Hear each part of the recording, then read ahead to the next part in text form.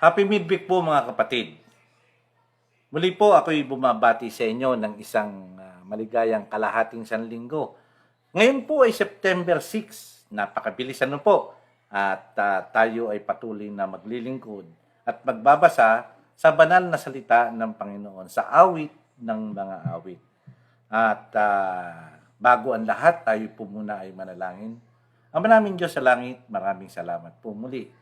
Salamat po sa kalahating sanlinggo na inyong pinagkaloob at binigay sa amin, buhay at kalakasan na patuloy niyong pinapahiram sa amin.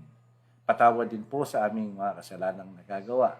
At sana po sa gabing ito'y samahan kami ng sa inyong Santong Espiritu upang ang aming mga babasahin ay maunawaan po namin at ang katalinuhan ni Haring Solomon ay maunawaan po namin sa kanyang mga binabanggit sa aklat ng awit ng mga awit. Maraming salamat po sa inyo at ang lahat po hinihiling namin sa pangalan po ng aming Panginoong Hesus. Amen. Ngayon po ay pagpapatuloy na natin ang ating babasahin sa aklat ng awit ng mga awit sa Kapitulo 4. Ano po? At sisimulan na po natin. Awit ng mga awit, Kapitulo 4, 1 hanggang 16. Simulan na po natin. Napakaganda mo o irog ko. Ang mga mata mo natatakpan ng belo ay parang mga mata ng kalapati. Ang buhok mo'y parang kawan ng kambing na pababa sa bundok ng Gilead. Ibig sabihin po, yung buhok kasi ng kambing, lalo na yung mga wild, ay ang gaganda. Ano po? Ang mga ngipin mo'y kasimputi ng tupang bagong gupit at pinaliguan. Buong buo at maganda ang pagkakahanay. Ang mga labi mo'y parang pulang laso. Tunay ngang napakaganda. Ang mga pisngi mong natatakpan ng belo'y mamula-mula na parang bunga ng pomegranata. Ano kaya ang prutas yun?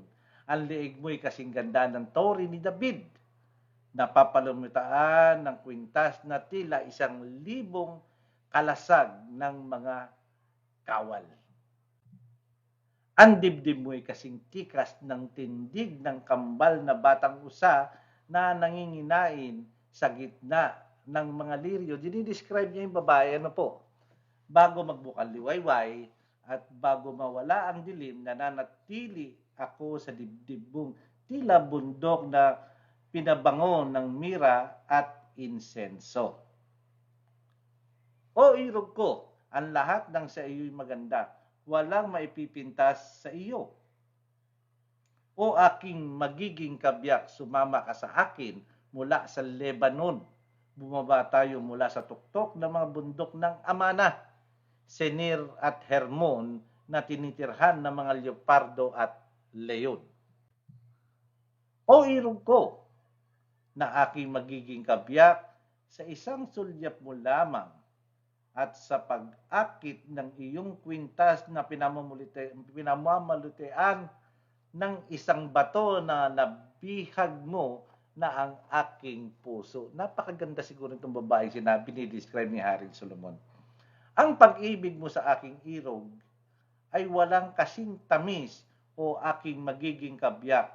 Higit para ito kaysa sa masasarap na inumin. Ang samyo ng iyong pabangoy may mabango kaysa sa lahat ng pabango. Ganda. Ang mga labi mo'y aking magiging kabiyak ay kasing tamis ng pulot. Ang dila mo'y tila may gatas at pulot at ang damit mo'y kasimbango ng mga puno ng sedro sa Lebanon. O irog ko, aking magiging kabiyak tulad ng isang halaman o halamanan na may bukal at nababakuran. Ang mga puno'y namumunga ng pomegranata at ang iba pang mga piling bunga. Sagana ito sa halamang henna, nardo, saffron, alamo at cinnamon.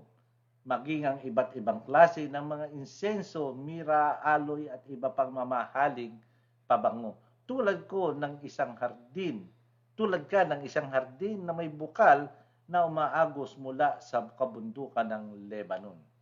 Kayong hanging amihan, at habaga tumihip kayo sa aking hardin upang kumalat ang pabango nito.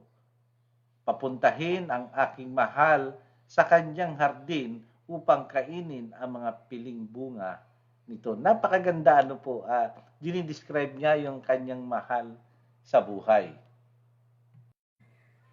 Napakaganda ng sinasabi ni Haring Solomon dito sa Kapitulo 4 at lahat tayo siguro ay nag-i-enjoy at papaano niya dinidescribe ang babaeng kinababaliwan niya. Talagang kung ating i-imaginein ay perpekto yung kanyang sinasabi para sa kanyang iniiro. Kayo po ba ay nakaka-relate?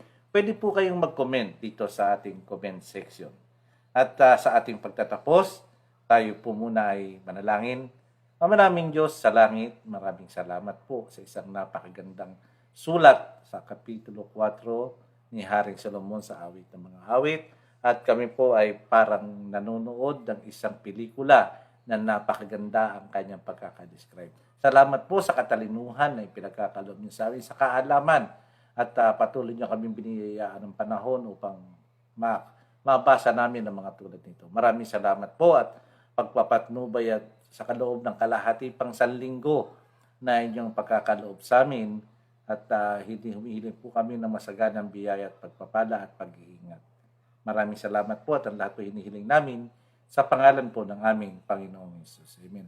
Okay, maraming salamat po sa inyo mga kapatid, mga kapamilya at patuloy tayong magkakaintindihan, magkakaunawaan habang tayo ay gumagawa ng ganitong gawain sa tulong ng Banal na Espiritu. Happy midweek po sa lahat at maganda.